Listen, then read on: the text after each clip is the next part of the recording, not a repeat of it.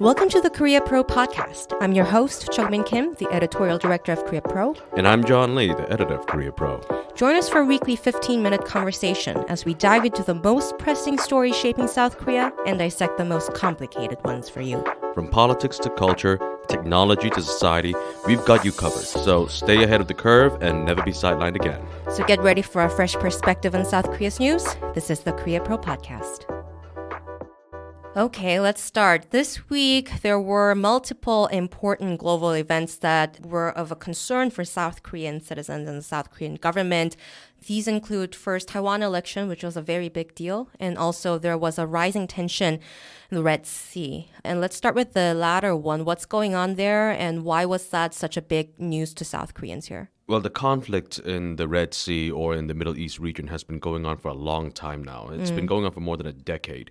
But as far as South Korea is concerned, what happened is that as the war between Israel and Hamas heated up, the Houthi insurgents who have the control of the Sana'a, the capital of Yemen, they decided to launch missile attacks on incoming ships, merchant ships, trade ships, even military vessels in the Red Sea region. And what did the US and UK do? The US and the UK formed a coalition. I believe it also includes Australia, Canada, and Bahrain. And on January 12th, Korea time, they initiated airstrikes against Houthi rebel targets in Yemen.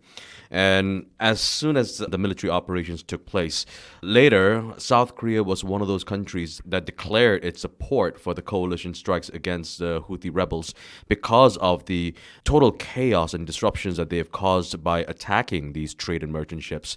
The most recently, I believe, a U.S. tanker and a Greek-flagged cargo ship was attacked by Houthi missiles and drones. Why is this region so important for countries? Well, of course, the vast majority of trade goes on through that area.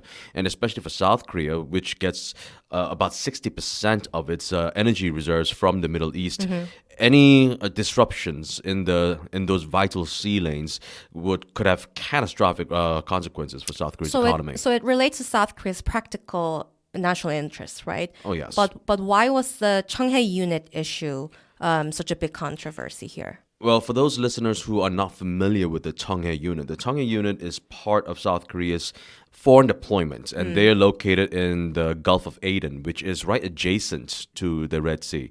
Now, the Cheonghae unit is the South Korean Navy's response to anti-piracy in the region. In fact, in 2011, the Cheonghae unit was part of a mission to rescue South Korean citizens who had been taken hostage by Somali pirates. Right, that was big news at the time. It was very big news.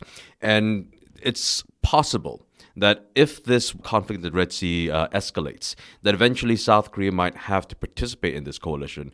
Apparently, joining the military operation, you mean? Yes. Not just defense or just for deploying. Well, that's up for debates because apparently the U.S. has been calling for more international cooperation and participation. And the South Korean Ministry of Defense said in December that they are considering all options in order to participate in this event. Now, they haven't said that they will. They just said that they're considering it. Even until yesterday? Yes. But the Ministry of Defense spokesman did say that if South Korea does participate, they will not participate in active direct fire against Houthi targets, but rather will play defensive roles, such as helping to defend coalition ships against Houthi drones. Well, there was a few South Korean exclusives that talked about how there is actual possibility that South Korea might do a little bit more than that. Is there any feasibility to it? Well, according to some South Korean reports, because the National Assembly's Defense Committee had already approved the Cheonghae unit, then if the South Korean government decides to deploy them, they don't have to seek approval from the National Assembly. And if they don't have to do that, then South Korea can actually participate in this. But right, then it makes it logistically, I guess that's a difference from how much South Korea can be involved in other conflicts going around in other parts of the world, right? And of course, there's parliamentary elections coming up. Do voters really want, South Korean sailors to be involved in a conflict in the Middle East? Right, but wouldn't it be different if South Korean government and the U.S. frames it as how this region is actually really important for South Korean economy as well? Oh, it's definitely important, but that's not how politics works. You know that better than anyone. Next topic. Taiwan election. Oh, yeah. Fun times. What happened at the Taiwan election? Well, I did not really look into the numbers myself, but I do know that the ruling party won the presidency, which I believe they said was the unprecedented because it's the first time that the DPP has maintained control of Taiwan's presidency for 12 straight years. So multiple times in a row, Lai Ching-te, he won. And there were two other parties. One was The Kuomintang. Kuomintang, and it was pro-mainland. And there was another party, but then interesting thing is there was not only just the leadership election, but also there was parliamentary election going on as well, right? I believe so, yes. And for that, DPP did not win. They just won the presidency, yes. I think maybe one seat difference, but still it could be a little bit difficult for DPP to maintain its too much of a anti-China and pro-U.S.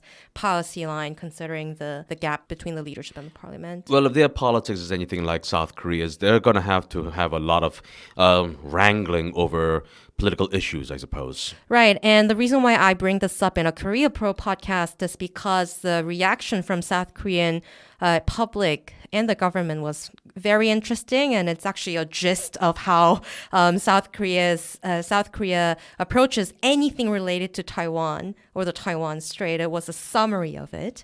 I read all of the editorial board takes on the Taiwan election. Editorial board takes are actually very important in South Korea because you can see which demographics angle certain international issues. It shows what they're actually thinking. Right. And it was quite fascinating because more than half of them framed it not as how many U.S. outlets put it, like the win of the democratic bloc of the world. It was more like framed as a potential for triggering further competition and conflict and even clash in the Taiwan Strait, which will, they say, very badly influence South Korean security. Well, it makes total sense if you keep remembering this mantra that all politics is local, right? Whenever President Yoon, Biden, and Prime Minister Kishida get together, they've been mentioning Taiwan more and more lately.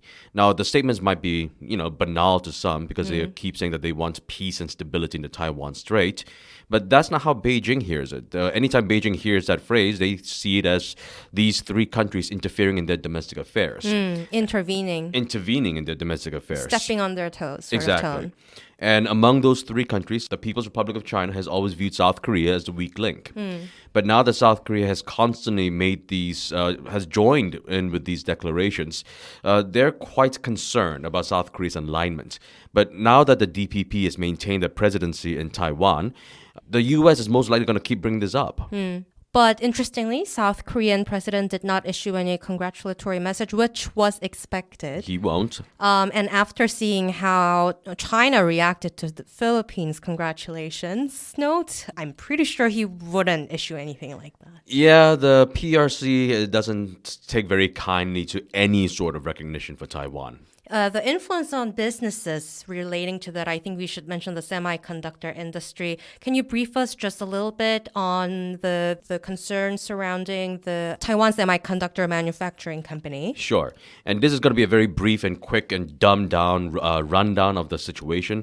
But the South Korean companies like Samsung and LG, they have been in direct competition with TSMC. And TSMC is a powerhouse when it comes to semiconductors. Manufacturing, fabrication plants. The TSMC has been a thorn in the side of these South Korean companies. And a lot of the reason why the TSMC was able to succeed, well, despite having their own business acumen and strategy, was because of support from the Taiwanese government.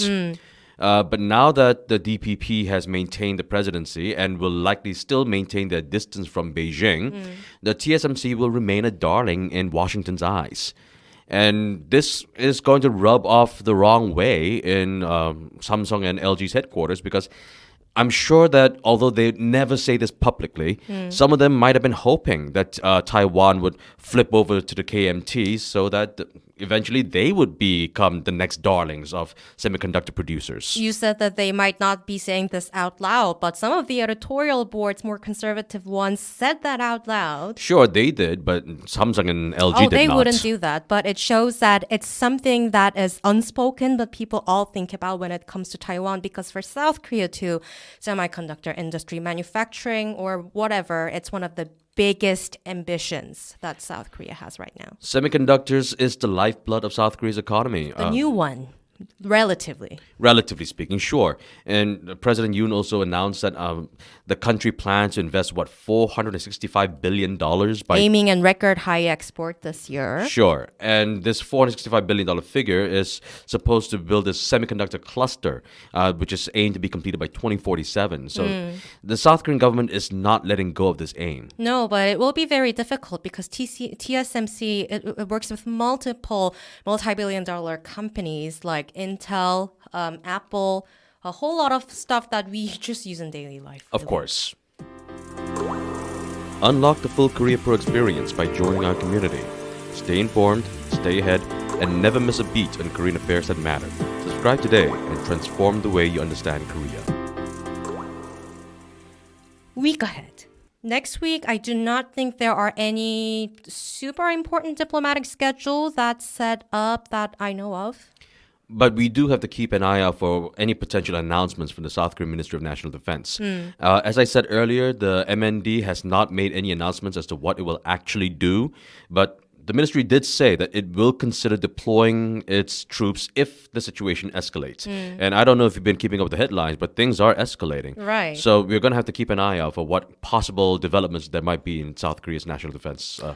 And in domestic politics, one of the most important headlines will be related to the special act about the Itaewon disaster victims and victims' family. Can you just quickly explain what the act is? Well, the act is essentially the victims' families are asking for a special probe into the tragedy. And reparation. And reparations. And unfortunately, what happened was that the members of the ruling party, the People Power Party, they walked out of the hearing. And so this became essentially a partisan bill. Right. They walked out, and what happened was the Speaker of the National Assembly, who is the Conservative Party congressman, he negotiated behind the doors with the DP, the Democratic Party, that they will not pursue the special prosecution against leaders in the administration. Just a probe, not a prosecution. Right. But what's a probe that could be up for debate, really? Well, even if there is no prosecution, if there is a probe whatsoever, and because of the involvement of reparations, it would necessitate the South Korean government accepting some responsibility. An interior minister. Right, and that's a no-go for them. And the thing you have to look out for next week will be whether or not President Yoon Suk-yeol will execute his veto power yet again. I just saw the People Power Party have decided as a consensus that they will ask the president to wield it. To veto the bill, right. And even though the Democratic Party has a majority in the National Assembly, they do not have enough votes to overcome the presidential veto. So if he decides to go through with it, then that's the end of it. But of course, we have parliamentary elections coming up on April 10. And does Yoon really want to risk further losing support by vetoing this bill? Right, but then the way People Power Party has been framing it when they were walking out is that the Democratic Party politicized the bill to their own benefit. So we'll have to see how the South Korean public actually reacts to this next week. Keep an eye out for it, folks. And finally, another domestic politics news. Lee Jun-suk, the former leader of People Power Party, what's he doing? My favorite person in the world.